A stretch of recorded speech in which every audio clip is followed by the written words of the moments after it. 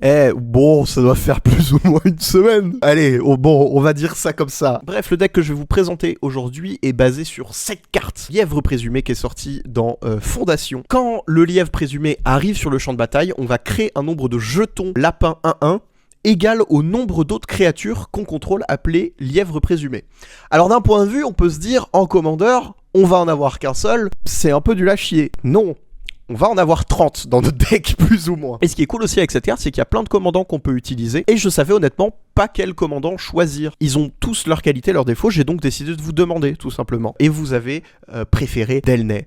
L'une des choses que vous avez pu remarquer avec ce deck, c'est qu'il coûte particulièrement cher, surtout comparé aux autres decks que je vous ai présentés. Je me suis permis de dépasser mon budget qui est aux alentours des 150 € généralement, pour la simple et bonne raison qu'on a 28 cartes dans notre deck qui coûtent environ 2 € chacune, qui sont assez chères, donc je me suis dit, spécialement pour ce deck, on va aller un petit peu au-dessus du budget. Bref, notre commandante, donc Delnay Vigie Débrouillarde, a deux effets. Les créatures que vous contrôlez de force inférieure ou égale à 2 ne peuvent pas être bloquées par des créatures de force supérieure ou égale à 3. Tous nos petits tokens, tous nos petits lapins ne pourront pas être bloqués par des grosses bêtes et pourront seulement être bloqués par des petites créatures, ce qui fait que nos lapins vont beaucoup mieux passer dans la tronche de nos adversaires, mais aussi d'échanger, de trade, de tuer les petites créatures de nos adversaires aussi. Si une capacité d'une créature de force inférieure ou égale à 2 que vous contrôlez se déclenche, cette capacité se déclenche une fois de plus. Ce qui signifie que lorsqu'on va jouer notre lièvre présumé, cette capacité va se déclencher 2 fois. Donc on va créer 2 fois plus de jetons. Et c'est cool. Vous l'avez donc peut-être compris, dans ce deck, on va essayer de sortir notre commandante le plus vite possible et de jouer le plus de lièvres qu'on puisse. Vraiment, on va essayer de bombarder du lapin. Et pour jouer des cartes, on a besoin de beaucoup de choses, mais la première chose qu'on va faire, c'est on va essayer de tricher. On va essayer de soit réduire le coût de nos lapins, ou soit de venir les jouer depuis le dessus de notre bibliothèque et de pas avoir besoin de piocher du tout. Corps du héros fait ça très bien, c'est une carte que j'aime énormément dans les decks tribal. Médaillon de perles qui va nous aider à réduire le coût de non seulement nos lapins, mais de tous les sorts dans notre deck, et réunir les protagonistes qui marchent particulièrement bien avec nos chers lièvres et qui va nous permettre de les lancer depuis le dessus de notre bibliothèque. On va aussi avoir besoin de mana. C'est un peu difficile de trouver des bons cailloux en monocouleur, mais on a quand même l'hôtel d'Ashnod qui va nous permettre de sacrifier l'un de nos 600 tokens pour générer 2 mana incolores, et Simulacre solennel et Sphère du commandant qui va nous permettre non seulement de gratter un petit peu du mana, mais surtout de piocher des cartes. C'est très important dans ce deck de piocher des cartes. On va jouer beaucoup de cartes, donc il faut qu'on pioche beaucoup de cartes. Et en parlant de la pioche, justement, on a beaucoup de cartes qui vont nous faire piocher. On a Vampire Accueillante qui, à chaque fois qu'on va jouer une créature avec une force inférieure ou égale à 2, chaque tour on va pouvoir piocher une carte, ce qu'on va essentiellement faire tous les tours du coup. Mentor des Humbles, on va pouvoir payer 1 de plus lorsqu'on lance l'un de nos lièvres pour piocher une carte. On a Accueil de Toscasia qui fonctionne comme notre vampire, qui va nous permettre de piocher une carte dès qu'on va lancer un lièvre une seule fois par tour, et quelques cartes comme Rendez-vous Secret qui nous fait juste littéralement piocher des cartes. Et aussi on a Pince-Crâne qui est un petit combo très connu surtout en commandeur, qui va nous permettre d'équiper l'un de nos jetons 1-1, qui va donc gagner +1, -1, qui va donc mourir immédiatement, et on va piocher immédiatement 2 cartes. Et on peut faire ça autant qu'on a de mana et autant de fois qu'on veut en fait. Avec notre deck, une chose qui va nous blesser et nous mettre à mal, c'est les board wipe.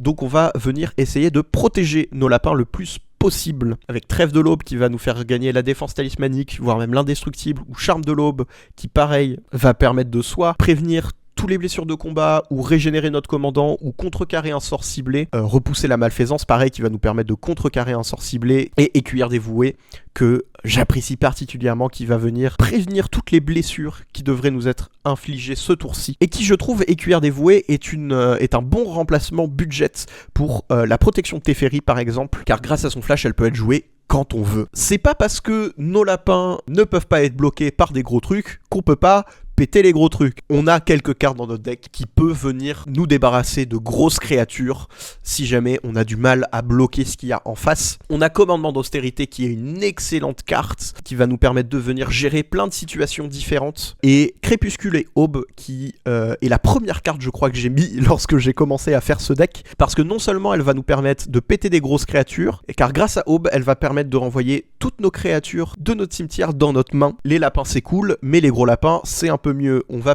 pouvoir faire venir grossir nos lapins. Alors attention, l'un des problèmes avec le fait de faire grossir nos lapins, c'est que si on leur rajoute trop de force et trop d'endurance, la capacité de Delnay et les capacités de nos enchantements, de nos sorts, etc. ne vont plus fonctionner, car elles ciblent les créatures soit de force ou endurance inférieure à 2, soit force ou endurance inférieure à 3. Donc on peut pas les faire grossir en juste leur ajoutant des marqueurs ou leur ajoutant de la force et de l'endurance. Mais par contre, on peut leur ajouter des keywords, comme par exemple pure conviction qui va nous permettre de leur donner la double initiative et le lien de vie, ou le pont-levis d'assaut qui va nous permettre de leur donner la célérité, ou alors entité miroir qui est l'une des seules exceptions car c'est seulement jusqu'à la fin du tour et c'est pas permanent. Mention spéciale au combo Hôtel d'Ashnod entité miroir qui est absolument incroyable. Voilà, je dois le dire, j'en suis pas peu fier de celui-là. On a également Atelier du fabricant de poupées qui va nous permettre de créer des jetons 1-1 joués à chaque fois qu'on attaque avec nos lapins. Donc on va pouvoir essentiellement venir doubler nos jetons si on attaque avec tous nos jetons ou toutes nos créatures. Et aussi on a Galerie de porcelaine qui est un excellent finisher qu'on peut venir activer vraiment quand on sent que on peut venir finir la partie et gagner directement, qui va nous permettre de faire en sorte que la force et l'endurance de nos créatures soient égales au nombre de créatures qu'on contrôle. Donc si on a par exemple 30 créatures sur notre champ de bataille, eh ben on a 30. Mais ça peut arriver dans la partie qu'on se fasse board wipe ou que nos créatures meurent, il n'y a pas de problème. On peut les faire revenir. On a quelques cartes qui permettent de faire revenir des lapins de notre cimetière. On a par exemple Ressasser le passé, qui peut être très très drôle dans une situation où notre adversaire joue acte blasphématoire. On envoie tous nos lièvres dans le cimetière et on les remet directement sur notre champ de bataille pendant notre tour en jouant Ressasser le passé. Et enfin, Titan solaire, qui va nous permettre de, à chaque fois qu'il arrive ou qu'il attaque, renvoyer depuis notre cimetière une carte de permanent ciblée avec une valeur de mana inférieure ou égale à 3. La dernière catégorie de cette decklist est une catégorie un petit peu spéciale. Elle est dédiée à un combo. C'est un combo qui est très très connu dans les decks basés autour des cartes où on peut en jouer autant qu'on veut dans notre deck comme les lièvres présumés. Il s'agit de la pierre psalmodique qui nous dit tout simplement les sorts que vous lancez ont remous 4. Ce que remous 4 fait exactement, c'est que lorsqu'on va lancer un sort, on va révéler les 4 cartes du dessus de notre bibliothèque et on va pouvoir lancer toutes les cartes révélées de cette manière qui partagent un nom avec le sort lancé. Ça nous permet de, en payant seulement le coût de mana d'un lièvre présumé, en lancer 10, voire même 15, voire même 20 d'un coup. Avec cette carte, on a Foire des Inventeurs et Préceptrice éclairée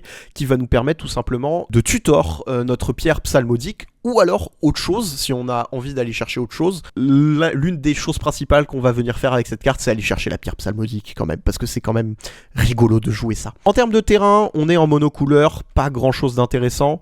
On a la Foire des Inventeurs que vous avez déjà vu, on a le Temple de la Fausse Divinité que je continuerai à mettre dans tous mes decks, je l'aime énormément. Et on a Minas Tirith et Salle de Guerre qui vont nous permettre de piocher des cartes en cas de dernier recours si vraiment on est un petit peu dans la galère. On en vient maintenant aux terrains de base. Les terrains de base que j'ai choisis, c'est les terrains de base de l'extension de notre commandante, celle de Meurtre au Manoir Karnov. Je trouve que non seulement elles vont particulièrement bien avec notre commandante, mais elles vont surtout particulièrement bien avec nos lièvres. L'illustration de notre lièvre qui est un petit peu dans un château, un petit peu transpire un peu la noblesse, etc., qui va très bien avec les deux de gauche. Et je trouve que celle de droite a particulièrement un petit peu une vibe Alice au Pays des Merveilles. Et les lapins, Alice au Pays des Merveilles, vous avez la ref, etc. C'est un peu rigolo. Et enfin, pour finir cette vidéo, les cartes trop chères. J'essaye à chaque fois de me limiter à un budget, mais il y a forcément des cartes qui sont bien, mais trop chères. Les 10 prochaines cartes que je vais vous montrer ne sont pas dans la decklist, ne font pas partie des 100, mais si jamais vous voulez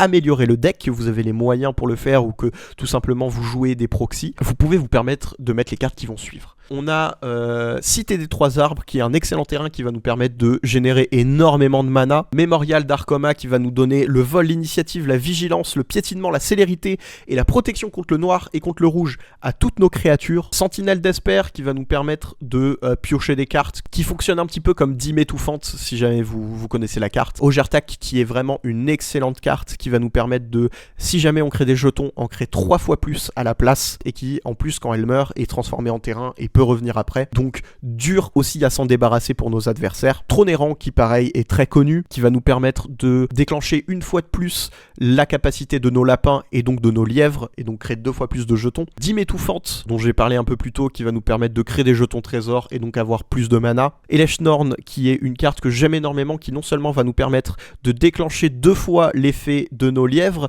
mais qui en plus, lorsqu'on va jouer des permanents, ne déclencheront pas l'effet des autres adversaires. Donc ça peut marcher dans des cas particuliers, mais c'est toujours un truc un peu cool à avoir. Nykthos, reliquaire de Nyx, qui est toujours un très bon terrain à avoir dans des decks monocouleurs. Mon Dragdominus de la Gloire, qui je crois est mon commandant préféré à jouer avec ce deck, car non seulement il permet de doubler le nombre de jetons qu'on crée, mais qui en plus peut gagner l'indestructible, et c'est toujours cool d'avoir un commandant avec l'indestructible. Et enfin pour finir, Procession Consécratrice, qui va nous permettre de doubler le nombre de jetons qu'on crée.